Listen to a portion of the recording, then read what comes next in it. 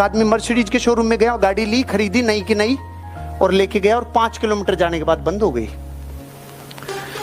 तो उसने फोन किया, अरे ये तो बंद हो गई, तुम्हारी मर्सिडीज है, इसकी तो इज्जत खराब हो गई। नहीं नहीं सर, आप कौन सी वाली गाड़ी लेके गए हो, थोड़ा बोनेट खोल के देखो। बोनेट खोला, और इसमें तो इंजन ही नहीं है। हाँ, अरे सर आप गलत वाले ले गए, उसमें तो इंजन ही नहीं है, आप वापस आओ, दूसरे लेके जाओ। तो उसने बोला, अरे साला ये 5 किलोमीटर कैसे आई? कि सर इतनी तो मर्सिडीज की इज्जत है, 5 किलोमीटर तो बिना इंजन